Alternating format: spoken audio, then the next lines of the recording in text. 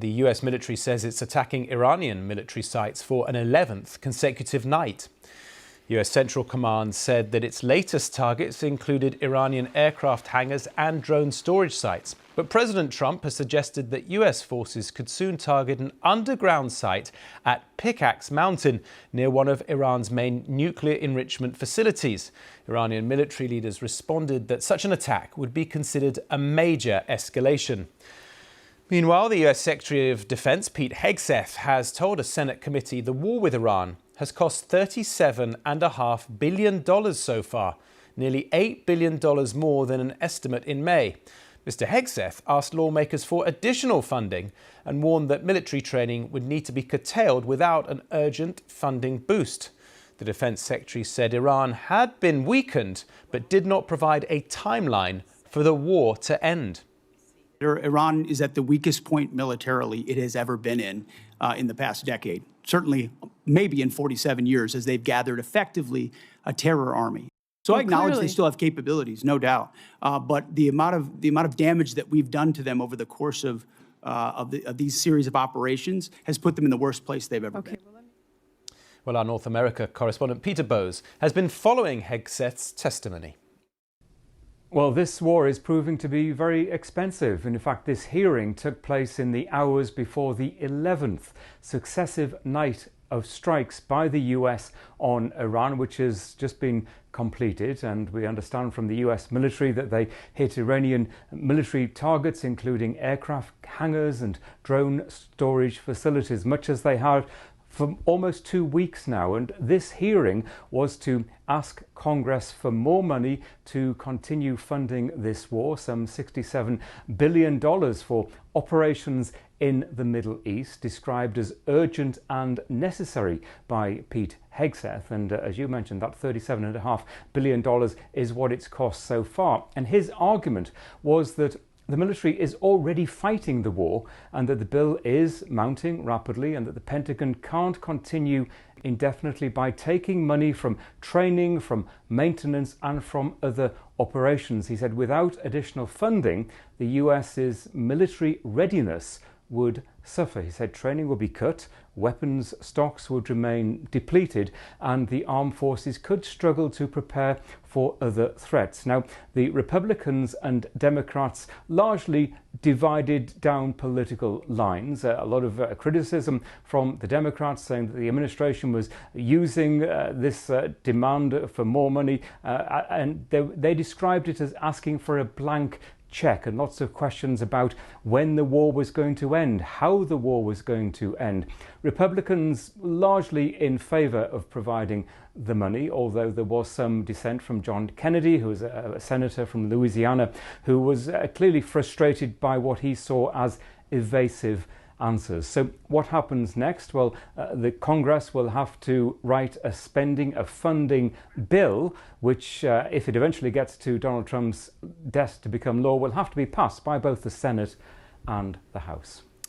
Well, all this talk of funding as the war escalates, and America says it wants to further degrade Iran's ability to attack ships in the Strait of Hormuz, while Iran says it is now fighting a full-scale war. Well, our international editor Jeremy Bowen has this assessment of where the conflict might be heading.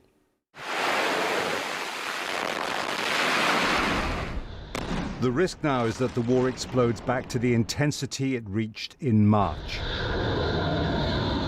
The diplomatic challenge is to find a way to short-circuit that, to de-escalate back to a point where the US and Iran can talk, not bomb. At the moment, it's not looking promising. Another front is opening up.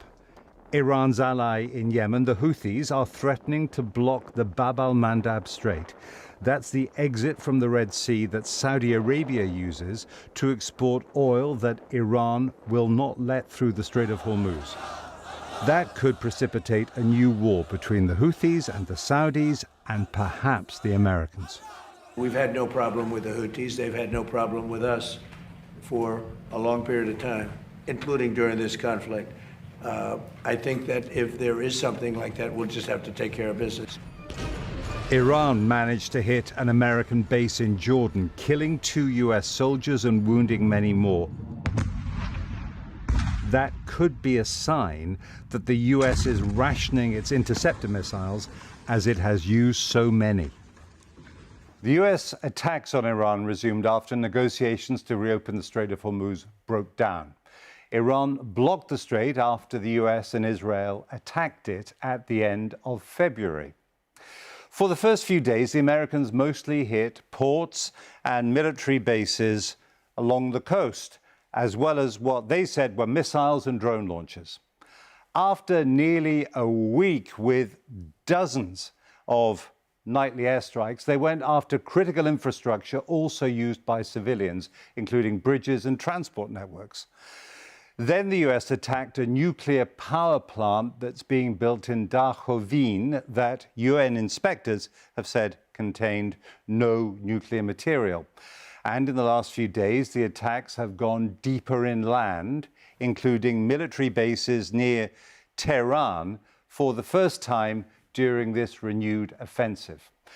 Now, President Trump says the next target could be Pickaxe Mountain near Natanz, where the Israelis claim Iran has moved equipment it says could be used to make a nuclear weapon.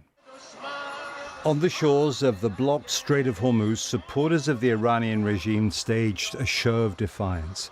There is no sign that the new airstrikes will bring the Americans any closer to victory than 5 intense weeks of bombardment in March and April. New posters, as defiant as ever, have appeared in Tehran. In Islamabad, the Pakistani Prime Minister met an Iranian delegation. Mediation by Pakistan and Qatar looks to be the only hope of de-escalating this crisis. America has the power to keep hitting Iran on its own. That is not forcing the regime to back down. More evidence that Donald Trump's huge gamble to go to war for an easy victory has failed. Jeremy Bowen, BBC News. Elsewhere in the Middle East, President Trump has directed his administration to allow US airlines to fly directly to Lebanon for the first time in 4 decades.